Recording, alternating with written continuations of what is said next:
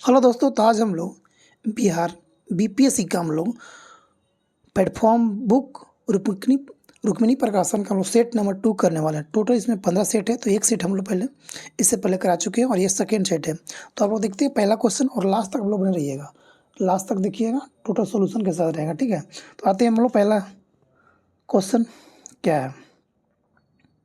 पहला क्वेश्चन हम लोग को इसमें है कि पीएम प्रणाम योजना का उद्देश्य क्या है। पीएम प्रणाम योजना का उद्देश्य क्या है, तो आपको हो जाएगा डी नंबर, वैकल्पिक उर्वरक के प्रयोग को बढ़ाकर रासायनिक उर्वरक का उपयोग में कमी लाना, यानी कि जिससे रासायनिक खाद से हम लोग खेत खराब नहीं हो सके। ठीक है, दूसरा क्वेश्चन है कि केंद्र सरकार की अमृत धरोहर क्षमता निर्माण योजना का मुख्य संबंध किस क्षेत्र से है, यानी कि अमृत धरोहर क्षमता निर्माण किस क्षेत्र से संबंधित है। तो दो का आपको हो जाएगा 2 नंबर, ये आर्द्र भूमि से। तब पूछेगा आर्द्र भूमि दिवस कब मनाया था, 2 फरवरी को। इसका कन्वेंशन कहाँ पे हुआ था, रामसर साड़ी को कहते हैं। कहाँ पे हुआ था, ईरान में हुआ था। आगे देखते हैं क्वेश्चन नंबर 3 देखते हैं। क्वेश्चन नंबर 3 में आते हैं कि मनुष्य में लक्षणों के वंशागतिकी के नियम नीचे वर्णित कुछ तथ्यों से संबंधित होते हैं। इन तथ्यों में से एक के अलावा अन्य सभी सही है, गलत विकल्प को चयन कीजिए। इसके एक के अलावा सभी सही है, यानी इनमें से कौन सा गलत विकल्प को चुनना है। तो 3 का आपको हो जाएगा 3 नंबर। कह रहा है ये आपका गलत है। कह रहा कि जो सही है उसको देखते हैं। एक में क्या कह रहा है कि माता और पिता दोनों बच्चे के लिए समान मात्रा में आनुवांशिक पदार्थों का योगदान करते हैं। हाँ, बिल्कुल करते हैं। दूसरा कह रहा है कि प्रत्येक लक्षण के लिए प्रत्येक बच्चे में 2 संस्करण होना चाहिए। हाँ, बिल्कुल सही बात है, ये भी सही, ये भी सही है। 3 तो गलत हम लोग का है। 4 देखते हैं क्या कह रहा है। प्रत्येक लक्षण माता और पिता दोनों के डीएनए से प्रभावित हो सकते हैं। हाँ, बिल्कुल, अगर माता पिता है तो बच्चे का तो डीएनए से प्रभावित इफेक्टिव होता है। क्वेश्चन देखते हैं हम लोग 4 नंबर। क्वेश्चन 4 का रहा कि पीएम जनमन योजना निम्न में से किस वर्ग के लिए घोषित है। जनमन योजना किससे संबंधित है, तो आपको हो जाएगा विशेष रूप से कमजोर जनजाति समूह के लिए, जो जनजाति यानी कि SC ST के लिए जो होता है, इसके लिए विशेष रूप से इसको दिया गया है। 4 का 4 नंबर। 5 में आते हैं। केंद्र सरकार की लखपति दीदी योजना की शुरुआत कब किया गया था, तो लखपति दीदी योजना कब शुरू किया गया था। 5 का आपको हो जाएगा 4 नंबर। 15 अगस्त 2023 को 15 अगस्त 2023 को लखपति दीदी योजना शुरू किया गया था। इसका मुख्य उद्देश्य है कि महिलाओं को सशक्त बनाना। क्वेश्चन नंबर 6 में आता है, कह रहा कि द्रव 1 का अपवर्तनांक 1.47 है, इसका तात्पर्य क्या है। तो 6 का आपको हो जाएगा 1 नंबर। कह रहा है कि द्रव A में प्रकाश की चाल निर्वात में प्रकाश की चाल से 1.47 गुना कम है। ठीक है, तो 6 का आपको हो जाएगा 1 नंबर। क्वेश्चन नंबर 7 में आते हैं हम लोग। क्वेश्चन 7 का रहा मिष्टी योजना का उद्देश्य निम्न में से क्या है। तो मिष्टी योजना का उद्देश्य है कि मैंग्रोव वृक्षारोपण को बढ़ावा देना, ताकि समुद्री जो राज्य है उसको मिट्टी कटाव से बचाता है। कौन, मैंग्रोव पौधा। इसलिए मैंग्रोव पौधा को ज़्यादा समुद्री एरिया में देखने को मिलता है। तो 7 का आपको हो जाएगा 3 नंबर। 8 में आते हैं। 8 कह रहा कि स्माइल योजना निम्न में से किसके कल्याण के लिए शुरू की गई है। तो स्माइल योजना, क्वेश्चन 8 में आता है, स्माइल योजना निम्न में से किसके कल्याण के लिए शुरू की गई है। तो ऑप्शन 1 में है ट्रांसजेंडर लोगों के लिए और दूसरा है भीख मांगने वाले लोगों के लिए, यानी कि दोनों के लिए है स्माइल योजना। याद रखिएगा, स्माइल योजना का संबंध है ट्रांसजेंडर से और भीख मांगने वाले लोगों के लिए। क्वेश्चन 9 में आते हैं। क्वेश्चन 9 में आते हैं, सरकार के समावेशी समृद्धि उद्देश्य को आगे बढ़ाने में निम्नलिखित में से कौन सहायता कर सकता है। तो आपका हो जाएगा 9 का आपको हो जाएगा 4 नंबर। 1 2 3 क्या क्या है। स्वयं सहायता समूह को बढ़ावा देना, सूक्ष्म लघु और मध्यम उद्योग को बढ़ाना, शिक्षा का अधिकार अधिनियम लागू करना। जी बिल्कुल, तो 9 का आपको हो जाएगा 4 नंबर। क्वेश्चन नंबर 10 में आते हैं।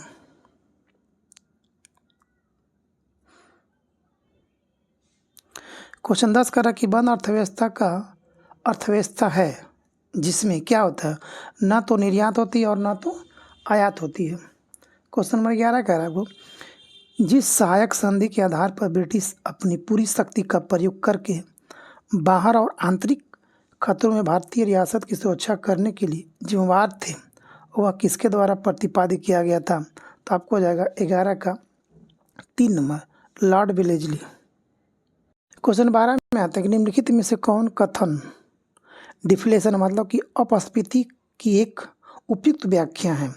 तो आपको हो जाएगा 12 का, आपको हो जाएगा 3 नंबर, यह वस्तु और सेवा को समान कीमत पर निरंतर होने वाले गिरावट को दर्शाता है। आप याद रखिएगा, अपस्फीति का मतलब क्या होता है कि वस्तु और सेवा को समान कीमत से गिराने की निरंतर होती है इसकी। तो 12 का 3 नंबर। 13 हम लोग आते हैं। क्वेश्चन 13 का आपको कि ऑक्सीकरण अभिक्रिया में इनमें से कौन सा कथन सही है, मतलब ऑक्सीकरण क्या है? तो 13 का आपको हो जाएगा 4 नंबर, ऑक्सीकरण वह अभिक्रिया है ऑक्सीजन ग्रहण करने या हाइड्रोजन को त्याग करने की प्रक्रिया को ऑक्सीकरण कहते हैं। 14 आते हैं। क्वेश्चन 14 कह रहा कि मानव पुंज निर्माण की अवधारणा को निम्न में से किस प्रक्रिया के रूप में परिभाषित करना सही होगा? तो पहला ऑप्शन कह रहा है कि जो किसी देश के नागरिक को अधिक पूंजी जमा करने योग्य बना दे। नहीं, ये गलत बात है, ये गलत बात है। दूसरा कह रहा है कि जो देश के लोगों को ज्ञान, कौशल, स्तर और क्षमता को बढ़ाए। हाँ, बिल्कुल बात ये हो सकता है। तीसरा कह रहा है कि जो देश की दृश्य संपत्ति को संचय में सहायता करना, बिल्कुल नहीं है।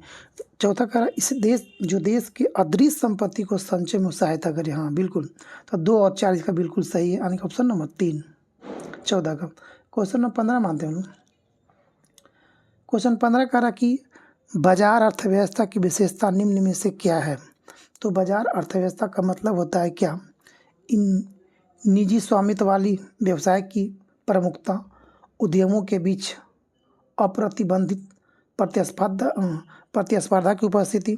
तीसरा कह रहा है कि संसाधनों के आवंटन एवं कीमत निर्धारण में सरकारी हस्तक्षेप एवं नियंत्रण की अधिकता। जी बिल्कुल, यानी इनमें से एक से अधिक सही है। तो 15 का 4 नंबर। 16 मान 16 कह रहा है आपको कि निम्नलिखित में से कथनों पर विचार कीजिए। 1 2 3 4 है। पहला कह रहा है कि इसके विकल्प, क्वेश्चन है कि अन्य चीज़ें अपरिवर्तित रहती है। क्वेश्चन है कि अन्य चीज़ें अपरिवर्तित रहती है। 16 की अन्य चीज़ें अपरिवर्तित रहती है तब एक वस्तु की बाजार में मांग बढ़ती है। यदि क्या हो सकता है इसमें? तो आपको हो सकता है इसके विकल्प मूल्य बढ़ा देता है। जो इसका वैकल्पिक मूल्य होता है वो क्या करता है, मूल्य को बढ़ा देता है। और दूसरा कह रहा है, इसमें कह रहा है कि इसके मूल्य में गिरावट होती है। अगर किसी चीज़ की मूल्य में गिरावट होगी तो अच्छा चीज़ के लोग खरीद कर कम वेट वाला चीज़ को ज़्यादा कर देंगे। तो यानी से 1 और 4। क्वेश्चन नंबर 17 मानते हैं हम लोग।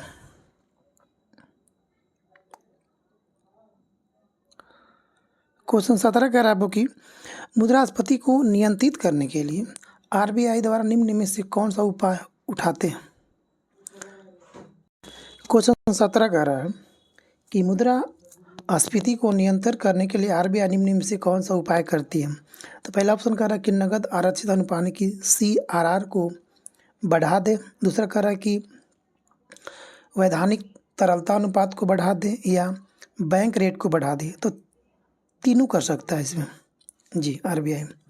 18 का क्वेश्चन में आपको कि फिलिप वक्र निम्न में से किस संबंध को दर्शाता है? फिलिप वक्र तो ये करता है आपको कि मुद्रास्फीति और बेरोजगारी दर को बीच को संबंध को दर्शाता है। ये फिलिप वक्र होता है। ये आपका हो गया, ये आपका हो गया मुद्रास्फीति और ये आपका हो गया बेरोजगारी दर। तो आपको हो जाएगा 18 का 1 नंबर। 19 में हम लोग आते हैं। 19 कह रहा कि बिहार औद्योगिक निवेश प्रोत्साहन नीति 2016 के तहत स्टाम्प शुल्क, पंजीकरण शुल्क में कितना प्रतिशत तक सहायता अनुदान देने की घोषणा किया गया? तो ये आपको दिया गया 100%। ठीक है। 20 में आते हैं कि मुस्लिम लीग की स्थापना कब किया गया था? तो 1906 में किया गया था। कब किया गया था? 1906 में किया गया था। 21 में आते हैं हम लोग। 21 कह रहा कि अंग्रेजों ने जनजातीय आंदोलन के प्रमुख नेता तिलका मांझी की किस वर्ष और किस शहर में फांसी दिया था? तो दिया था मुजफ्फरपुर में। और कब दिया था?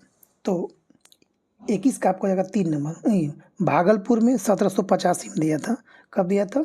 इनका देखा जाए तो 35 वर्ष की अवस्था में इनको फांसी दिया गया था। अभी जहाँ दिया गया था भागलपुर में एक तिलका मांझी चौक भी इन्हीं के नाम पे। क्वेश्चन नंबर 22 में आता है कि बिहार के मुख्यमंत्री के रूप में नीतीश कुमार पहली बार शपथ कब लिए थे? तो ये आपको लिए थे 1 नंबर 22 का 1 नंबर, यानी कि मार्च 2000 में ये पहली बार शपथ लिए थे। और अभी तक इन्होंने टोटल मिलाकर 9 बार शपथ ले चुके हैं नीतीश कुमार। ठीक है। क्वेश्चन नंबर 23 में आते हैं हम लोग। क्वेश्चन 23 कह रहा कि भारतीय राष्ट्रीय आंदोलन के एक प्रमुख नेता जेबी कृपलानी ने बिहार में कहाँ पर अध्यापन किए थे? तो कहाँ किए थे आपको? तो 23 का आपको हो जाएगा 3 नंबर। कहाँ किए थे? मुजफ्फरपुर में किए थे, याद रखिएगा। क्वेश्चन नंबर 24 कह रहा आपको कि वर्ष 2022-23 के दौरान बिहार में चीनी का उत्पादन कितना हुआ? 22-23 में तो कितना हुआ? तो 62.74 हुआ है, यानी कि 24 का 3 नंबर। अगर देखा जाए पिछले वर्ष की तुलना में कह रहा कि 22-23 की पेराई के मौसम में बिहार में चीनी का मूल्यों में यानी कि 66.33% टन गन्ना पेराई हुई है, जो पिछले साल की तुलना में 10.72% चीनी दर है। 24 का 3 25 में आते हैं हम लोग कि बिहार के हैंडलूम उत्पादों में बनारसी साड़ी उत्पाद संबंधित जिला कौन है? तो आपको 25 का आपको हो जाएगा 1 नंबर कैमूर होता है, क्योंकि यह यूपी से लगता है। तो बनारसी साड़ी कहाँ बनता है? बनारस में। तो कैमूर में भी इसका भी फैक्ट्री है। 26 में आते हैं। 26 का आपको कि वर्ष 22-23 में बिहार के कुल ईख उत्पादन में पश्चिमी चंपारण जिले की भागीदारी दर कितना परसेंटेज है? तो 26 का आपको जाएगा 4 नंबर, यानी 65% जो होता है बिहार में चीनी उत्पादन सिर्फ पश्चिमी चंपारण करती है। तो 27 में आते हैं। 27 का रहा इनमें से कौन सा कथन सही है? कौन सही है? तो पहला ऑप्शन इसमें कह रहा है 1 नंबर क्या कह रहा है कि सभी बच्चे में X गुणसूत्र उनकी माँ से वंशानुगत होते हैं। हाँ, बिल्कुल सही बात है, बिल्कुल सही है। दूसरा कह रहा कि जिस बच्चे में माँ से X गुणसूत्र वंशानुगत होता है वह लड़की होगी, गलत बात है। तीसरा कह रहा कि महिलाओं में एक आदर्श लिंग गुणसूत्र युग्म होते हैं, दोनों को X कहा जाता है। जी बिल्कुल सही बात है। चौथा कह रहा कि जिस बच्चे में उसके पिता से X गुणसूत्र वंशानुगत होता है वह लड़की होगी। हाँ जी बिल्कुल, क्योंकि माता का X और पिता का X ये लड़की होगी, और माता का X और पिता का Y XY क्या होगा? ये आपको गर्ल्स होगा, ये क्या बॉयज होगा। ठीक है। तो ऑप्शन नंबर इसका होगा 27 का 1 नंबर। 28 में हम लोग आते हैं। 28 कह रहा कि वर्ष 2022-23 में बिहार में गेहूं की सर्वोच्च उत्पादक किस जिले में, यानी कि सबसे ज़्यादा किस जिला किया था गेहूं का? तो खगड़िया जो है, खगड़िया सबसे ज़्यादा गेहूं का उत्पादन किया था, और चीनी का पश्चिमी चंपारण। क्वेश्चन 29 में आते हैं कि बिहार में चावल की सबसे ज़्यादा कहाँ उपजाई जाती है? तो रोहतास में, सबसे ज़्यादा रोहतास में चावल, गेहूँ खगड़िया में, और ईख पश्चिमी चंपारण में। क्वेश्चन नंबर 30 में हम लोग आते हैं। 30 कह रहा कि नौजवान सभा नामक क्रांतिकारी संगठन की स्थापना भगत सिंह द्वारा किस वर्ष किया गया था? ये किए थे 1926 में किया था। आगे देखते हैं। क्वेश्चन नंबर 31 में आते हैं कि त्वरित अनुमान पर वित्तीय वर्ष 2022-23 में स्थिर मूल्य पर बिहार की सकल राज्यगत मूल्यवर्धन में तृतीय क्षेत्र की भागीदारी लगभग कितना प्रतिशत अनुमानित किया गया है? यानी कि सेवा क्षेत्र जो है, तीसरा क्षेत्र, पहला कृषि क्षेत्र, दूसरा इंडस्ट्री क्षेत्र, तीसरा सेवा क्षेत्र। सेवा क्षेत्र का कितना % योगदान रहा है? तो आपको जाएगा 31 का आपको जाएगा 3 नंबर, 60% रहा। जी। क्वेश्चन नंबर 32 में आते हैं कि 22-23 में बिहार राज्य में श्रम शक्ति सहभागिता दर कितना आंका गया है? तो 32 का आपको आंसर हो जाएगा 1 नंबर, 50.9%। क्वेश्चन नंबर 33 में आते हैं लोग। क्वेश्चन 33 का आपको कि भारत की नेकलेस क्वेश्चन नंबर 33 में आता है कि भारत की नेकलेस ऑफ डायमंड रणनीति निम्नलिखित में से किससे संबंधित है? तो याद रखिएगा, आपको हो जाएगा विदेश नीति से। क्वेश्चन नंबर 34 में आते हैं कि धम्पदीपा अंतर्राष्ट्रीय बौद्ध विश्वविद्यालय कहाँ है? धम्पदीपा कहाँ है? तो आपको हो जाएगा त्रिपुरा में। 34 का आपको हो जाएगा 3 नंबर। क्वेश्चन नंबर आते हैं 35 नंबर में। तो 35 आपका रीडिंग हो जाएगा, तो 35 रीडिंग है जिसका आंसर आपको हो जाएगा 3 नंबर 592। क्वेश्चन नंबर 36 में आते हैं ITUT एक संस्था इंटरनेशनल एक ग्रुप बनाया गया है, इसमें कौन कौन देश शामिल हैं? तो एक आई से इंडिया, एक आई से इजराइल, ठीक है, एक आई से इंडिया, एक आई से इजराइल, एक यू से USA और एक यू से UAE। तो 2 और 2 I2 और UT। तो कौन कौन? इजराइल, भारत, इजराइल, USA और America. Option number 1 Bharat, Israel, USA और अमेरिका। 36 का पर 1 नंबर। क्वेश्चन नंबर 37 में आते हैं, 37 में। ये भी अच्छा क्वेश्चन है। करेक्ट, क्वाड समूह में निम्न में से कितने या समूह में कितने देश शामिल हैं? तो 4 देश, इसमें कौन कौन है? भारत है, ऑस्ट्रेलिया है, अमेरिका और जापान है। तो आपको 37 का आपको हो जाएगा 4 नंबर। कौन कौन है? भारत, ऑस्ट्रेलिया, USA और जापान, ठीक है। इसको बोलते हैं क्वाड, को बोलते हैं QUAD। इसको बोलते हैं हम लोग क्वाड्रिलेटरल सिक्योरिटी डायलॉग बोलते हैं। क्या बोलते हैं? Quadrilateral dialogue. इसकी क्वाड का जो वार्ता शुरुआत हुआ 2007 से, याद रखिएगा। कब से? 2007 से। आगे देखते हैं क्वेश्चन नंबर 38 कह रहा है कि अंतर्राष्ट्रीय उत्तर दक्षिण परिवहन गलियारा परियोजना के संस्थापक सदस्य देश इनमें से कौन है? तो आपको इसमें कौन कौन देश हो जाएगा? रूस, ईरान और भारत। 38 का वो 1 नंबर रूस, ईरान और भारत है। मई 2002 में रूस, ईरान और भारत ने इस परियोजना का समझौता पर हस्ताक्षर किया था। जी, ये तीनों देश इस परियोजना का संस्थापक देश माना जाता है, ठीक है। इसकी कुल अगर लंबाई की बात किया जाए तो 7200 किलोमीटर है। आगे देखते हैं क्वेश्चन नंबर 39। नागरिकता संशोधन अधिनियम 2019 के प्रावधान निम्न में से किस राज्य पर प्रभावी नहीं होता है? मेघालय, त्रिपुरा और असम में किस पे नहीं होता है? तो आपको किस पर प्रभावी नहीं होता है? तो 39 का आपको जाएगा 4 नंबर। यह जो होता है सभी पे प्रभावी नहीं होता है। इसमें कहा गया था भारत संविधान की भाग 2 के नागरिकता अनुच्छेद 5 से 11 में असम, मेघालय, त्रिपुरा और मिजोरम के आदिवासी क्षेत्रों पर लागू नहीं हुआ। कहाँ? असम, मेघालय, त्रिपुरा और मिजोरम, ये चारों स्टेट को छोड़कर सभी पर नागरिकता संशोधन अधिनियम लागू होगा। याद रखिएगा, असम, मेघालय, त्रिपुरा और मिजोरम 4 स्टेट। क्वेश्चन नंबर 40 में आते हैं। 40 कह रहा है कि संविधान के प्रारंभ के समय भारत का राज्य क्षेत्र कुल कितने श्रेणियों में बांटा गया था? तो 4 क्षेत्र में था। तो उसमें बिहार जो था वो याद रखिएगा ग्रुप A में था, ठीक है। 4 ग्रुप था, A B C D। उसमें बिहार किस में था? बिहार ग्रुप A में था। क्वेश्चन में आगे बढ़ते हैं, क ख ग भी कह सकते हैं, क ख ग घ, ठीक है, A B C D। 41 में आते हैं। 41 कह रहा है कि प्रथम संविधान संशोधन अधिनियम 1951 से संबंधित सही तथ्य को चयन करें। तो 41 का आपको हो जाएगा कि 41 में आपको हो जाएगा पहला कह रहा है कि संविधान के 9वें अनुसूची जोड़ा गया था। हाँ, बिल्कुल सही बात है। दूसरा कह रहा है कि 9वें अनुसूची में उल्लेखित बातों का न्यायालय के दायरे से बाहर होने का प्रावधान दिया गया था। हाँ, बिल्कुल सही बात। तीसरा कह रहा है कि अनुच्छेद 31 का A और 31 का 2 संविधान के अंतः स्थापित किया गया। जी, बिल्कुल सही बात है। चौथा कह रहा है कि भूमि सुधार संबंधित कुछ कानूनों को 9वीं अनुसूची में शामिल किया गया। हाँ, बिल्कुल सही है। तो 1 और 2 और 3 4 सभी इसमें सही है। 42 में आते हैं हम लोग। 42 कह रहा है कि उच्चतम न्यायालय के न्यायाधीश किस आयु तक अपने पद पर बने रहते हैं?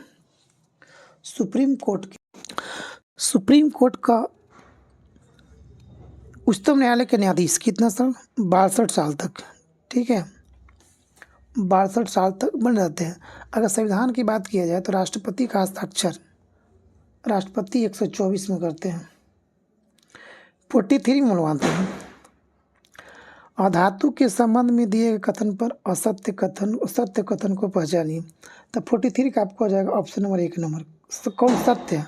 अधातु प्रकृति में विद्युत ऋणात्मक होते हैं और इलेक्ट्रॉन ग्रहण कर बॉन्ड बनाते हैं जी।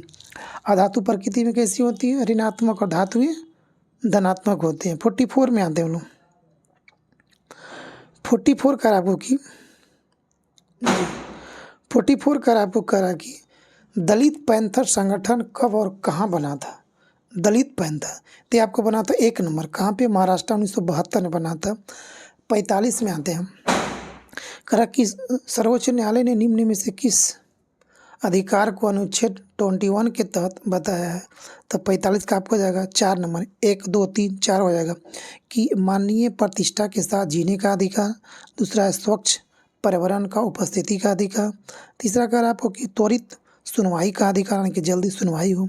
चौथा कह रहा कि सार्वजनिक फांसी के विरुद्ध अधिकार हो। यानी 4 का 4 नंबर 45 का। 46 में आते हैं हम लोग।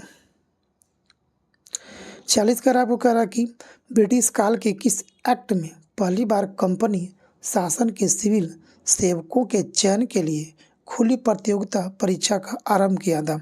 तो 46 का आपको हो जाएगा 2 नंबर। चार्टर 1 1833 में खुली प्रतियोगिता सिविल सर्विस एग्जाम को शुरू किया गया था। 48 में आते हैं लोग। 47 करा कि भारतीय संविधान सभा के तहत गठित मौलिक अधिकार पर उप समिति के अध्यक्ष कौन थे? उप समिति के अध्यक्ष कौन थे? तो आपको हो जाएगा 47 का 1 नंबर। कौन? JB कृपलानी थे जी। अल्पसंख्यक के कहेगा तो SC मुखर्जी। संविधान सभा में मौलिक अधिकार का अल्पसंख्यक का अध्यक्ष कौन थे? तो FC मुखर्जी। अगर सिर्फ कहे उप समिति का अध्यक्ष कौन था? JB कृपलानी। 48 में आते हैं लोग। 48 करेगा संसद नए राज्यों का प्रवेश स्थापना कर सकेगी, इस बात का उल्लेख संविधान के किस अनुच्छेद में किया गया है? तो अनुच्छेद 2 में है। पहला में क्या कहा गया कि सभी राज्यों का संघ होगा। दूसरा में प्रवेश कर। तीसरा में कहा गया अनुच्छेद 3 में कहा गया कि सांसद विधि द्वारा नए राज्यों का निर्माण और वर्तमान राज्यों क्षेत्रों में सीमाओं में नामों में परिवर्तन कर सकेगा जी।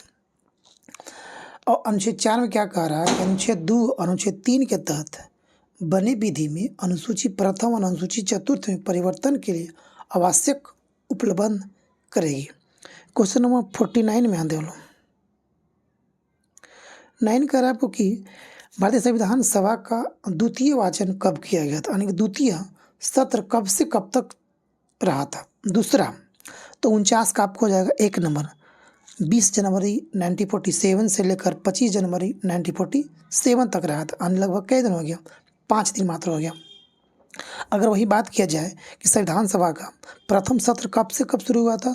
9 दिसंबर 1946 से लेकर 23 दिसंबर 1946 तक। अगर तीसरी सत्र कब हुआ था?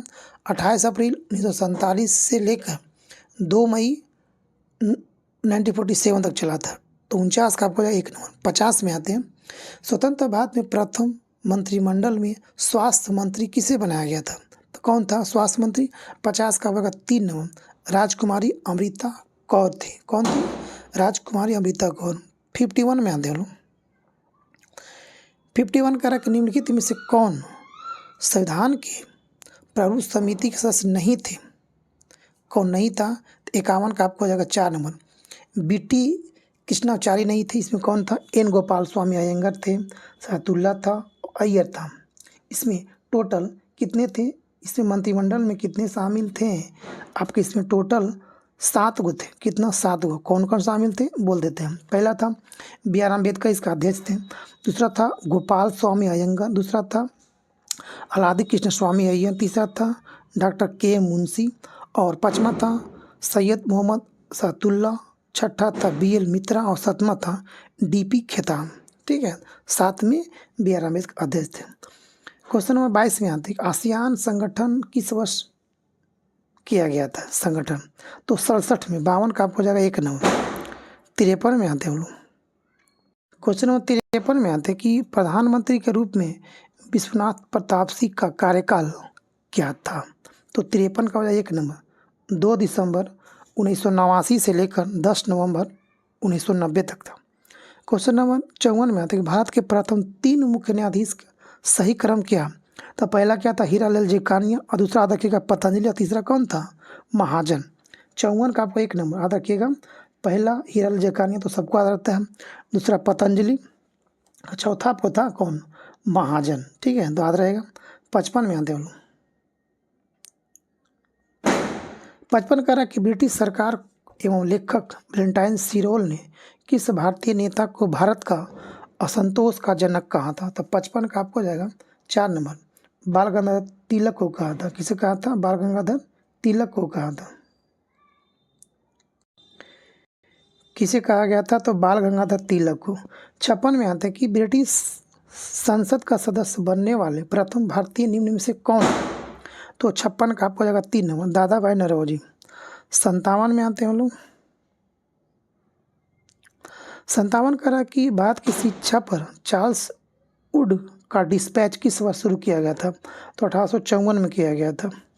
58 में आते हैं हम लोग की किस वर्ष श्यामजी कृष्ण वर्मा ने लंदन में इंडियन होम रूल सोसाइटी की स्थापना किया था? 1905 में किया था। 59 में आते हैं हम लोग कि पवना विद्रोह ब्रिटिश भारत के लिए किस क्षेत्र में हुआ था? तो पवना हुआ था बंगाल में। 59 का आपको हो जाएगा 1 नंबर। कब हुआ था? 1873 और 76 के बीच हुआ था जी। पवना विद्रोह जमींदार के लिए किसानों के विरुद्ध में था। ठीक है, जमींदारों के विरुद्ध किसानों का विद्रोह था। 59 क्वेश्चन नंबर 60 में आता है कि मूल शंकर निम्न में से किस महान व्यक्ति का बचपन का नाम था? तो मूल जो शंकर था 60 का आपका 2 नंबर, स्वामी दयानंद सरस्वती। स्वामी दयानंद सरस्वती का मूल नाम था। 60 का आपको हो जाएगा 2 नंबर। 61 में हम लोग आते हैं। 61 क्वेश्चन करा कि दंती दुर्ग दक्षिण भारत के किस वंश के साम्राज्य के संस्थापक थे? तो 61 का आपको हो जाएगा 4 नंबर। 4 नंबर राष्ट्रकूट वर्ण का संस्थापक थे दंती दुर्ग जी। दंती दुर्ग ने 553 ईस्वी में राष्ट्रकूट वंश की स्थापना किया था। कब किया था? 563 ईस्वी में। क्वेश्चन नंबर 62 में आते हैं। 62 करा कि निम्न में से कौन तथ्य प्रतिहार राजवंश संबंधित सही है? तो 62 का आपको हो जाएगा 4 नंबर। सभी सही इसमें कौन कौन है? कल इसका जो शासन था 8वीं सदी के पूर्व से 11वीं सदी पूर्व तक था। दूसरा कह रहा कि कन्नौज पर अधिकार के लिए पाल एवं राष्ट्रकूट शक्तियों में संघर्ष किया। जी बिल्कुल है। तीसरा कह रहा कि अरब के विरुद्ध युद्ध करके देश की रक्षा की, लेकिन 11वीं सदी के आरंभ में तुर्कों के आक्रमण के सामने टिक नहीं पाए थे। जी, तो 62 का 4 हो जाएगा। 63 में लोग आते हैं।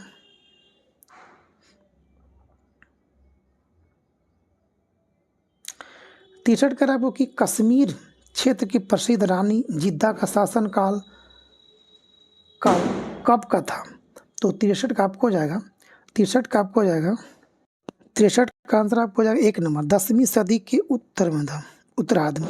64 में आता है क्वेश्चन कि ताशकंद समझौता 1966 में भारत के प्रधानमंत्री लाल बहादुर शास्त्री एवं पाकिस्तान के किस राष्ट्रपति के बीच हुआ था? अयूब खान। अयूब खान कब हुआ था? 1966 में, याद रखिएगा। पाकिस्तान के प्रधानमंत्री कौन थे उसमें?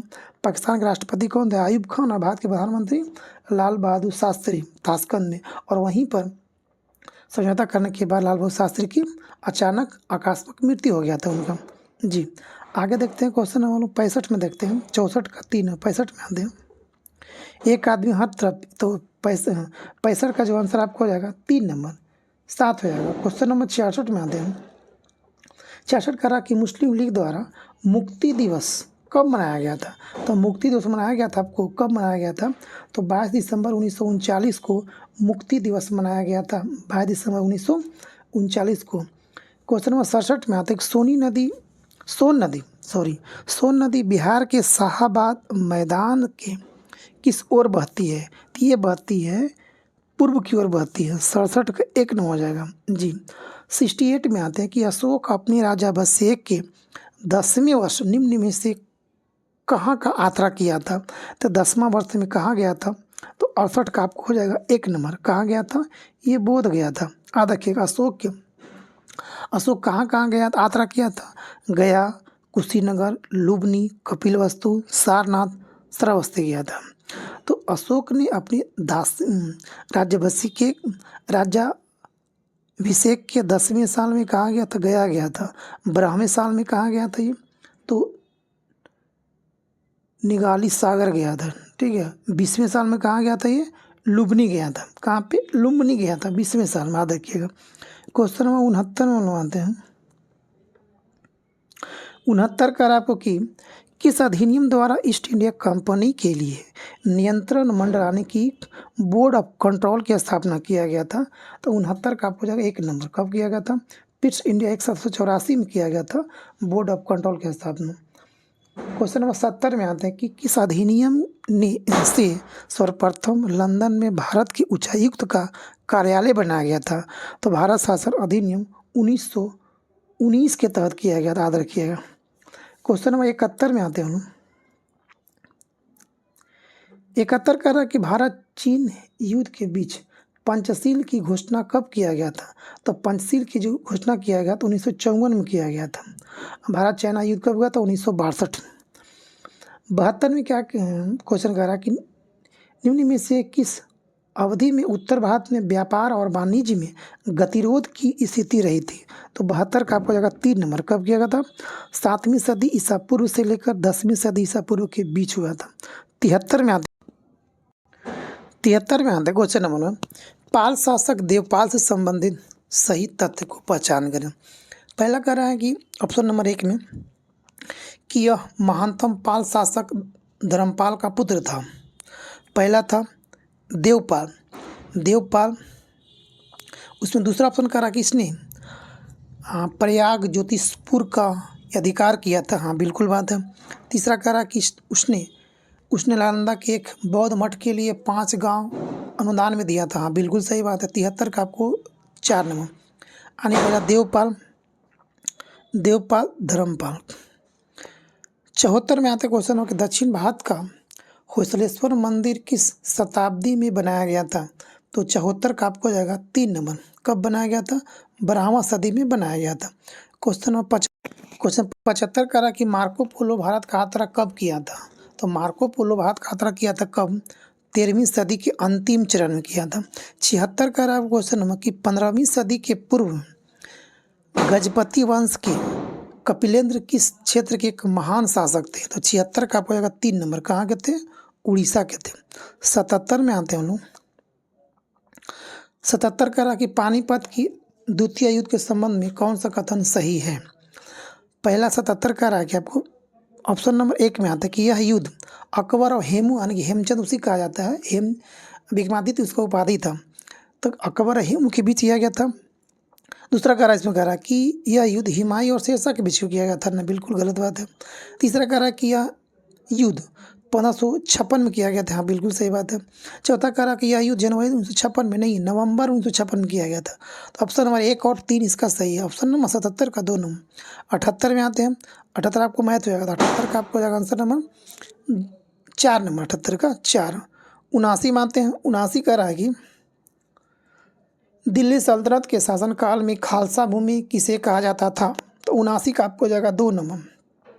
ऐसी भूमि जिनसे केंद्रीय राजस्व विभाग सीधा राजस्व वसूल करता, यानी कि जो भी थे वो सीधा राजस्व अपना केंद्र सेंट्रल को देता था, वही कहलाता था खालसा भूमि।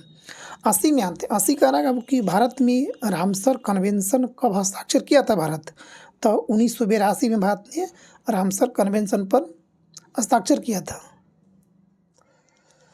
क्वेश्चन 81 में आते हैं कि अरुणाचल प्रदेश की सीमा भारत के किन किन राज्यों से लगती है?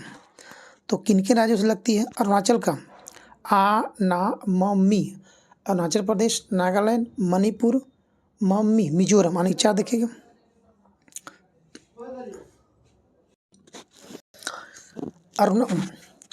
म्यांमार का सीमा जो भारत से लगती है उसमें 4 स्टेट हम लोग का शामिल होता है। कौन कौन? अरुणाचल प्रदेश, नागालैंड, मणिपुर और मिजोरम। बात यहाँ कर रहा है अरुणाचल प्रदेश से भारत का कितने राज्य सीमा टच करता है? तो एक आपको हो जाएगा असम और दूसरा हो जाएगा आपको नागालैंड। 1 और 2, आंसर नंबर 2 नंबर। 82 में आता है कि राजमहल पहाड़ियाँ निम्न में से किसका भाग है? तो राजमहल पहाड़ियाँ जो है कब हो जाएगा? छोटा नागपुर का पठार का भाग है।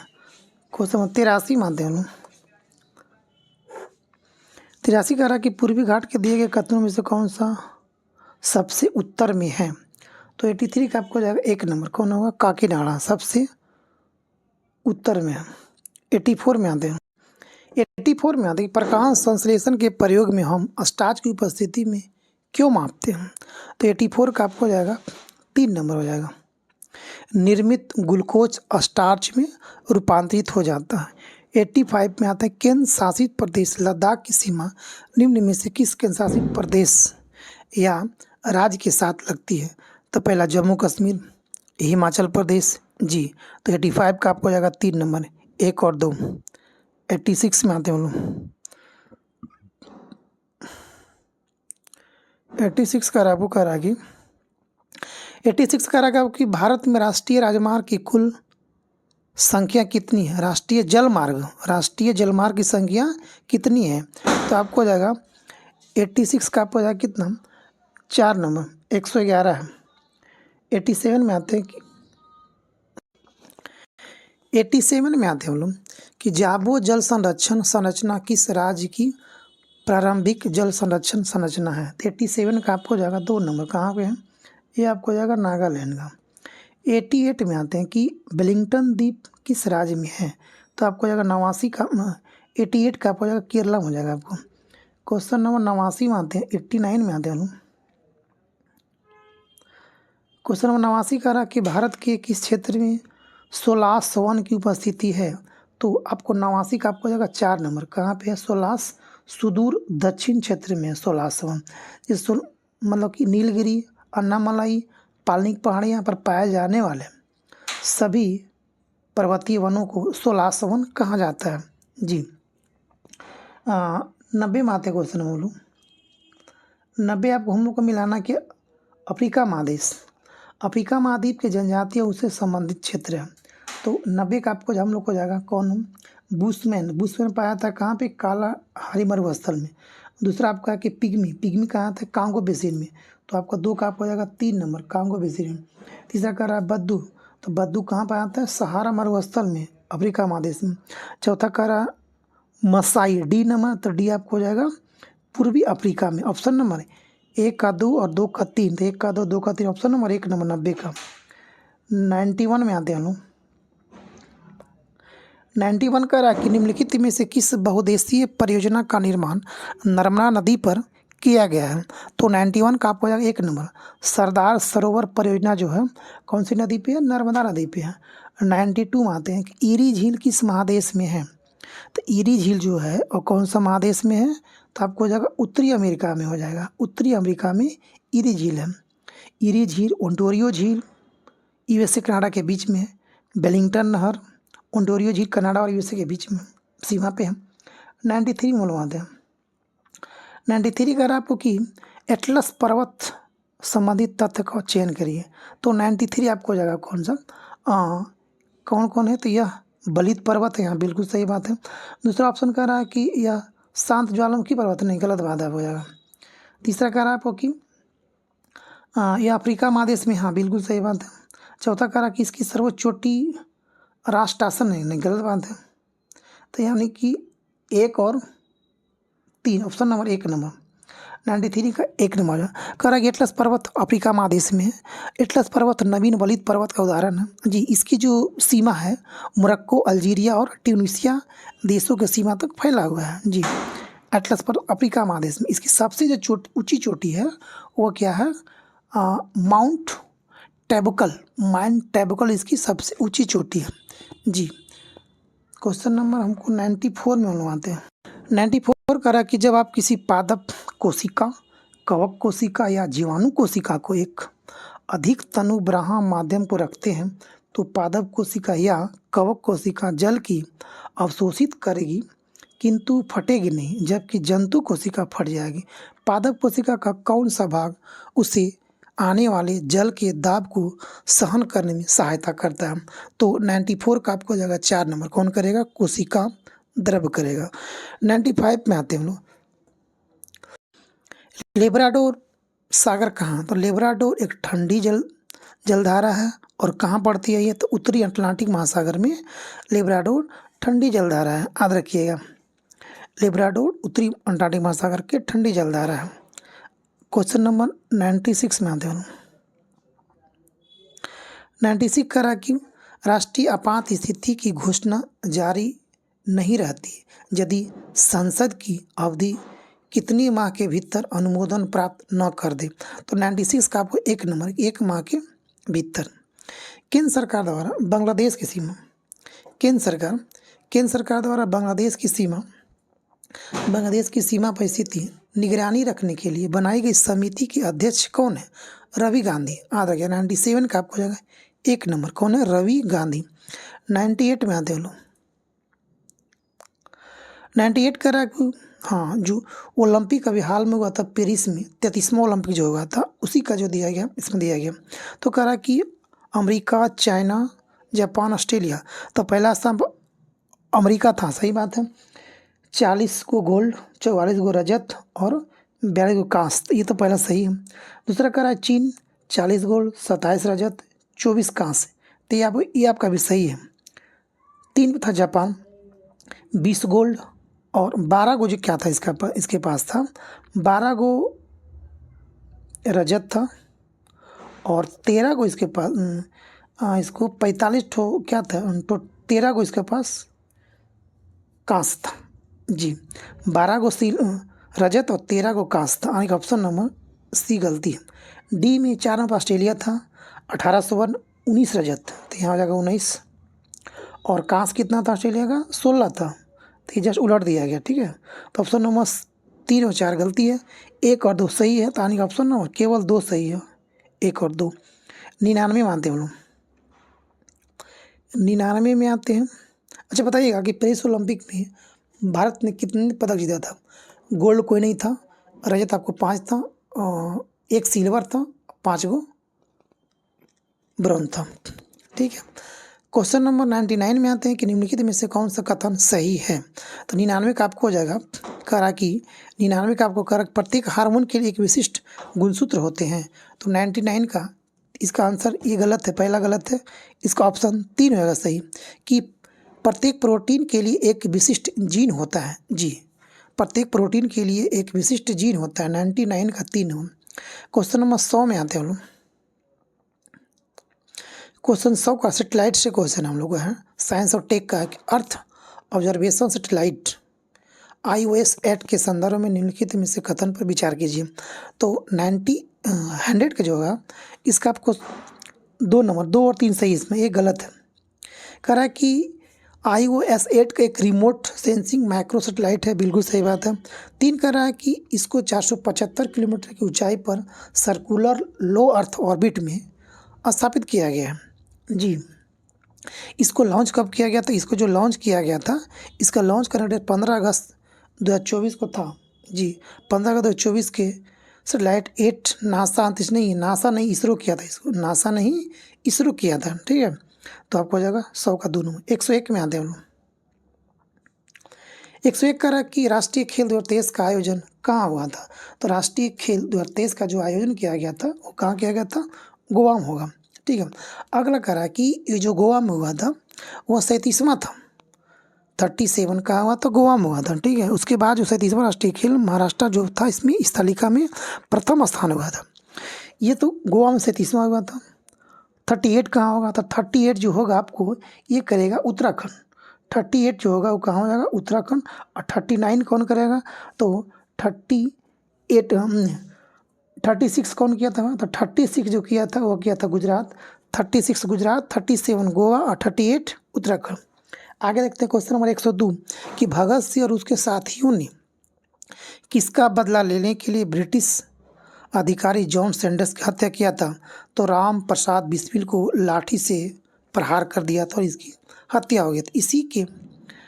इन्हीं के बदला लेने के लिए भगत सिंह और उसके साथियों ने सैंडर्स की हत्या कर दिया था। 102 का आपको हो जाएगा लाला लाजपत राय था जी, बिल्कुल। 102 का 3 नंबर हो जाएगा। 102 का जो आंसर हो जाएगा हम लोग का 3 नंबर हो जाएगा कि लाला लाजपत राय की लाठी जो मार दिया गया था इन्हीं की बदला लेने के लिए सैंडर्स की हत्या किया गया था। तो 103 में आते हैं। क्वेश्चन नंबर 103 में आते हैं हम लोग। 103 कह रहा है कि जब एक दूसरे के समानांतर आसमानी और नारंगी प्रकाश को प्रिज्म से गुजारा जाता है तो क्या होता है? तो ये होता है आपको कि आसमानी रंग की किरणें अधिक झुकेगी। ऑप्शन नंबर 3 हो जाएगा आपको। क्वेश्चन नंबर 104 में आते हैं हम लोग।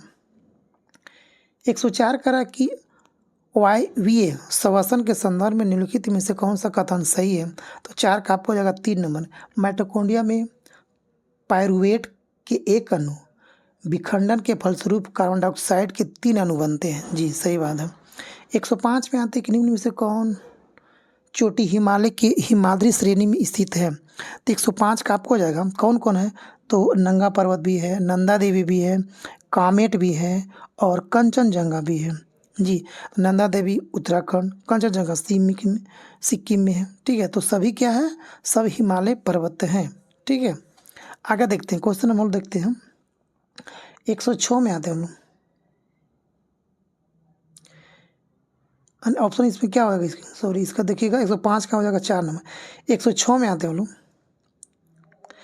106 का आपको कि 106 का रखा आपको कि बर्ली एक चित्रकला है। लोक चित्रकारी की किस राज्य को लोक कला का एक रूप दिया गया। तो महाराष्ट्र में। कहाँ का वर्ली कहाँ है, महाराष्ट्र की चित्रकला। 107 में आते हैं इनमें से कौन भारत का अधिसूचित बायोस्फीयर एरिया नहीं है। नीलगिरी, अगस्त्यामलाई, पंचमढ़ी, नल्लामाला। तो 107 का आपको हो जाएगा 4 नंबर। नल्लामाला नहीं है। 108 में आते हैं हम लोग कि कोमोरोस द्वीपीय देश है, यह किस महासागर में। तो 108 का हो जाएगा 3 नंबर। कहाँ पे है, हिंद महासागर में। 109 में आते हैं हम लोग।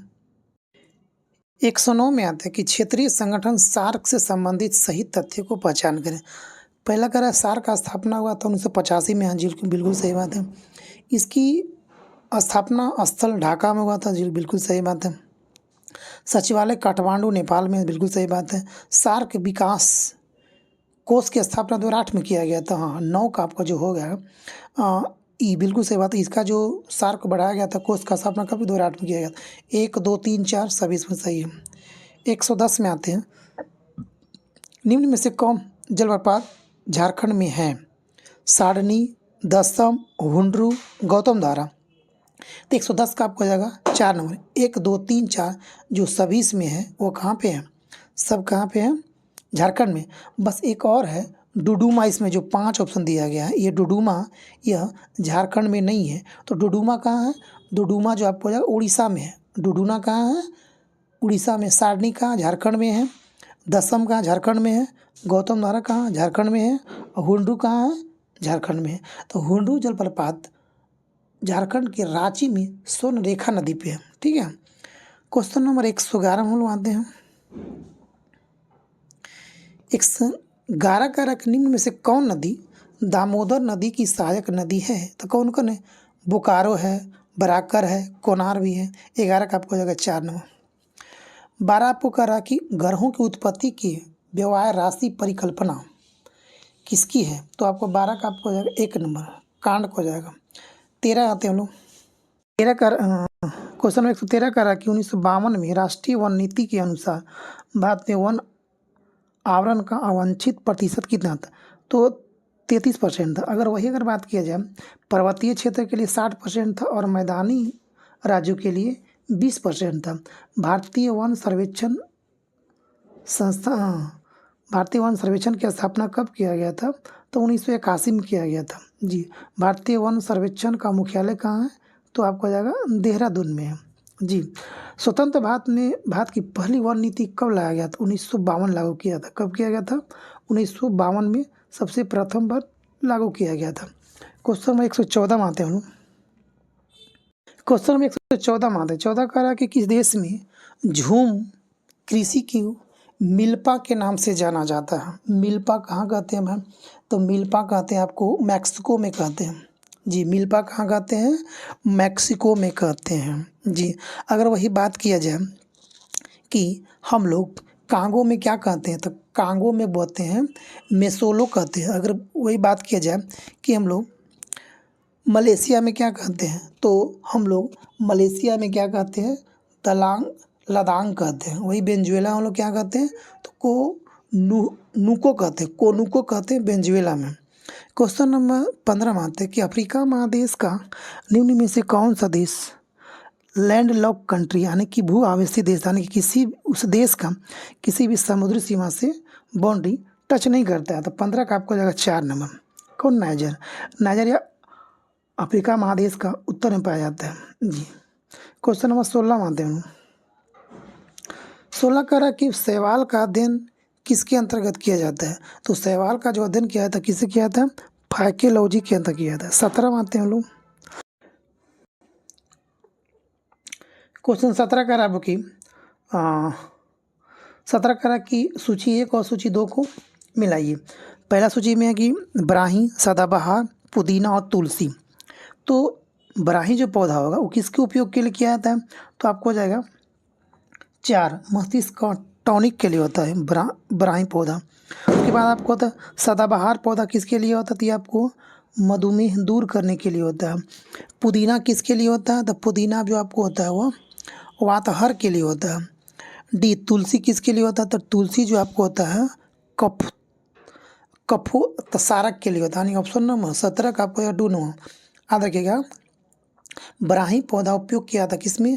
मस्तिष्क का टॉनिक के लिए। सदाबहार जो पौधा उपयोग किया जाता है मधुमेह को दूर करने में के लिए। पुदीना जो किया जाता है वह वातहर के लिए किया जाता है। और तुलसी जो पौधा होता है उसको हम लोग कफ में उपयोग करते हैं, खांसी उसी के लिए जी। तो वही दिया है उसको। 118 मोल मानते हैं। क्वेश्चन 18 करा कि जल में घुलनशील विटामिन निम्न में से कौन है? तो विटामिन बी और विटामिन सी जो होता है जल में घुलनशील होता है। और विटामिन ए, डी, के ये होता है वसा में घुलनशील होता है। यानी कि 18 का आपको हो जाएगा 1 नंबर 1 विटामिन सी। ठीक है। क्वेश्चन नंबर 19 में आते हैं कि डिप्थीरिया रोग उदाहरण है। तो अब डिप्थीरिया किसका उदाहरण है? तो सॉरी क्या है 18 क्या मिलाए थे? विटामिन बी और विटामिन सी का दोनों कॉम्प्लेक्स जो होता है जल में घुलनशील होता है। ए, डी, के वसा में होता है घुलनशील। क्वेश्चन 19 में आते हैं कि डिप्थीरिया रोग उदाहरण होता है।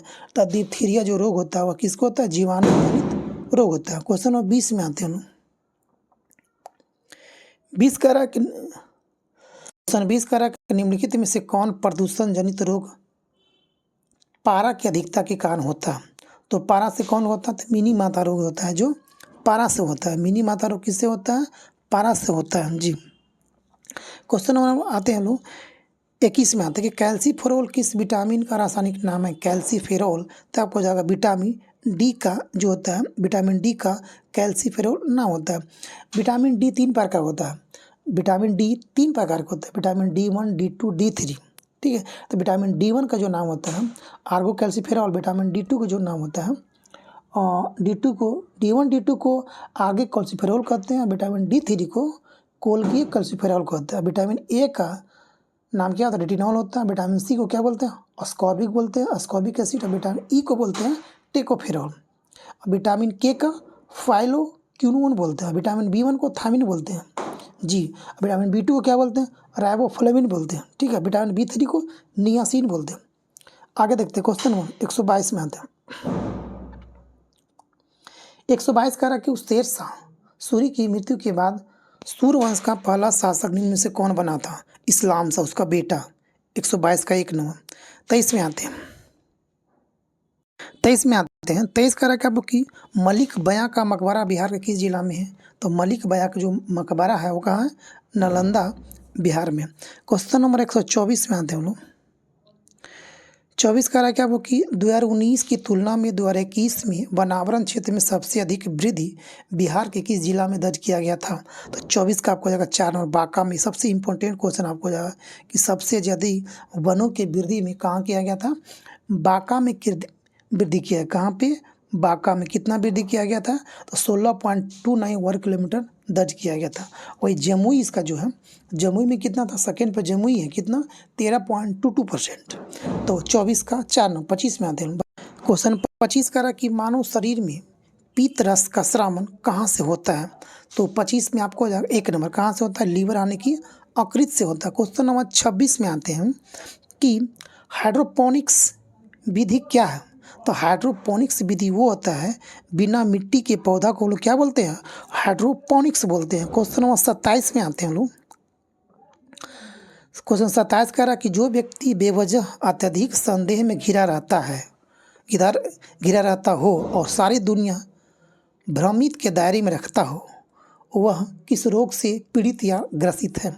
तो 27 का आपको हो जाएगा 1 नंबर, क्या बोलते हैं, पैरानोइया, यानी इसको क्या बोलते हैं, व्यामोह बोलते हैं। 27 का आपको हो जाएगा 1 नंबर। चिंता, संदेह, भय अवस्था हमेशा हावी रहने की स्थिति को हम लोग क्या बोलते हैं, व्यामोह बोलते हैं। 28 में आते हैं क्वेश्चन नंबर, क्वेश्चन 28 कह रखा आपको कि चाय की खेती के लिए कौन प्राकृतिक परिस्थिति उपयुक्त माना जाता है।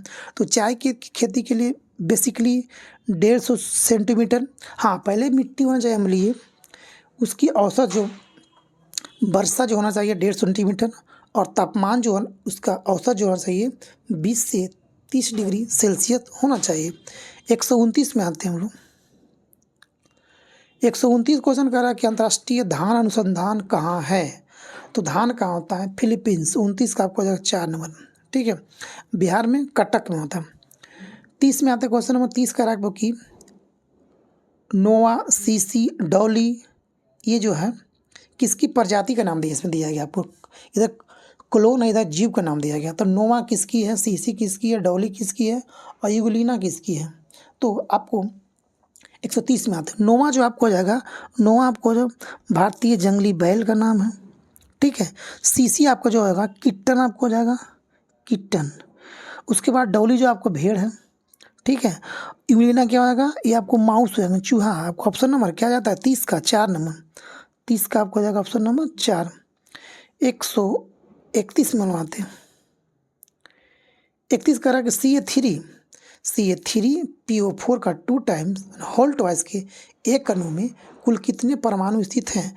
तो ऑक्सीजन कितना, 4 को, तो 4 दूनी 8 गो, ठीक, 4 दूनी 8 गो। और पी कितना, पी 2 गो, 2 गो, ये कितना C3 कितना, CA3 3 गो, तो कितना 8 2 10 और 3 कितना 13, ऑप्शन नंबर 4। 132 में आते हैं लोग, 132 कह रहा है कि खेलते समय रवि के घुटने में चोट लग गई जिससे खून बह रहा था।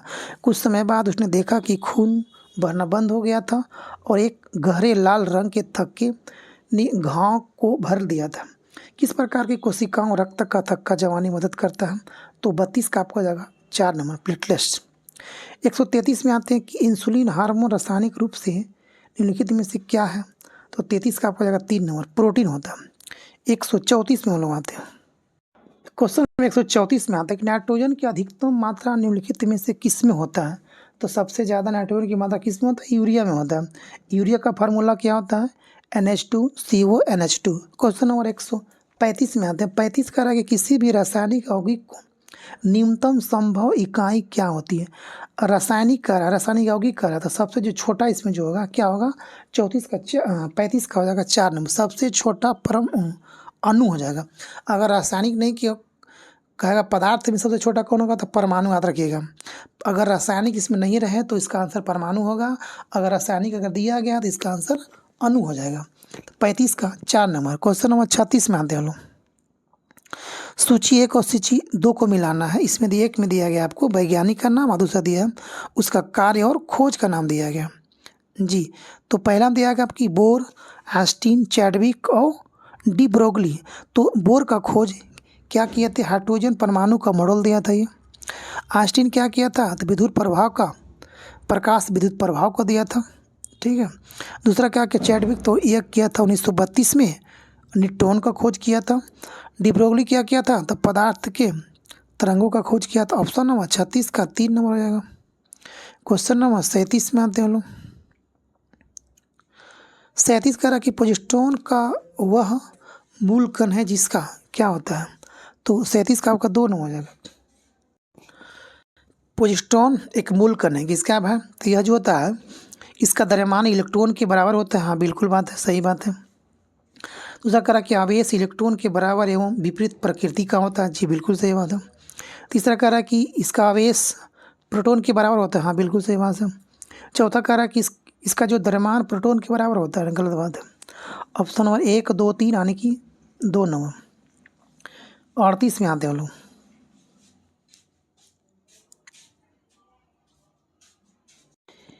एक 138 क्वेश्चन कर रहा कि मानव परिसंचरण तंत्र में सभी शिराएं रक्त को हृदय की ओर ले जाती है। फुफ्फुस सिरा और अन्य सिराओं में क्या अंतर है? तो 38 का आपको आंसर जो हो जाएगा 3 हो जाएगा कि फुफ्फुस सिरा ऑक्सीजन युक्त रक्त ले जाती है। 38 का 3 नंबर। 39 में आते हैं। 39 का रख एक निम्नलिखित में से कौन सा वायल का गैस नियम है? कौन बॉयल का गैस नियम है? तो 39 का हो जाएगा 4 नंबर, क्योंकि बॉयल में होता है गर्म करना, तो गर्म करना मतलब क्या? टेम्परेचर। तो टेम्परेचर क्या हो उसका वहाँ पे हो जाएगा, टेम्परेचर हो जाएगा कांस्टेंट। अस्थिर ताप पर किसी दी हुई गैस के द्रव्यमान का आयतन उसके दाब के विलोमानुपाती होता है। जहाँ भी तापमान के अगर बॉयल का नियम आएगा वहाँ क्या होगा? Temperature constant. बॉयल में गर्म करना, गर्म मतलब क्या? आग, हीट। टेम्परेचर क्या? कांस्टेंट। 140 में आते क्वेश्चन हम लोग। 40 का आंसर मिलेगा 3 इसमें होगा। लड़का, विद्यार्थी और मानव जाति। तो मानव जाति के अंतर्गत जो होगा आपको क्या आ जाएगा? मानव जाति के अंतर्गत एक लड़का होगा, और लड़का विद्यार्थी भी, एक विद्यार्थी लड़का भी हो सकता है, या तो फिर विद्यार्थी लड़का, यानी कि 40 का 3 नंबर। 41 में आते हैं हम लोग। 41 का आपको हो जाएगा इसमें 3 नंबर। 42 का 3 नंबर। 43 का आपको हो जाएगा 3 नंबर। 44 का आपको हो जाएगा 1 नंबर। और 45 का रह गया आपका, तो 45 का भी आपको हो जाएगा 2 नंबर। अब बात आ गया 46 का। 46 में देखते हैं हम लोग।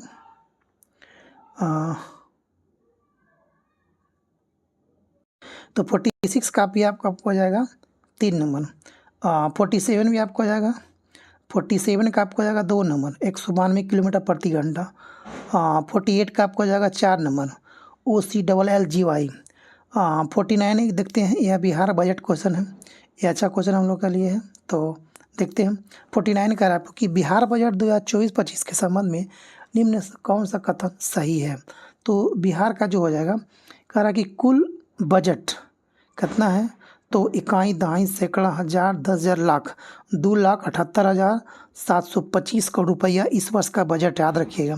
दूसरा है, कह रहा कि स्कीम व्यय इतना खर्चा होता है, कितना? इकाई, दहाई, सैकड़ा, हज़ार, 10,000, लाख, 1,19,000 रुपया इतना खड़ा व्यय करते हैं हम लोग। तीसरा कह रहा है कि स्थापना एवं प्रतिबद्ध व्यय इतना है, 1,78,706 रुपया, इतना करोड़ रुपया। तो जो 49 का जो इसका आंसर हो जाएगा 3 नंबर। 1, 2, 3 तीनों सही है। 50 में आते हैं कि बिहार बजट 24-25 के राजस्व बचत एवं सकल घरेलू उत्पाद का कितना प्रतिशत दर्शाया गया है? तो 50 का आपको हो जाएगा 3 नंबर। कितना है आपको? 0.11% जो दर्शाया गया है। तो ये दोस्तों, ये था हम लोग का टोटल 50 क्वेश्चन। तो आप लोग लास्ट तक देखिएगा और कमेंट करके बताइएगा कैसा रहा। और हम आपको टोटल इसमें जो प्लेटफॉर्म का 15 सेट दिया गया है हम टोटल कराएंगे, और दरोगा का भी हम सब सेट ला रहे हैं, प्लेटफॉर्म का, हेडवेरिया का, जो भी निकलेगा सेट मार्केट में उसको लाएंगे। तो थैंक यू दोस्तों। जय हिंद, जय भारत। और लास्ट में आप लाइक और कमेंट कर जरूर बताइएगा, सब्सक्राइब करिएगा। ठीक है दोस्तों, थैंक यू। जय हिंद, जय भारत।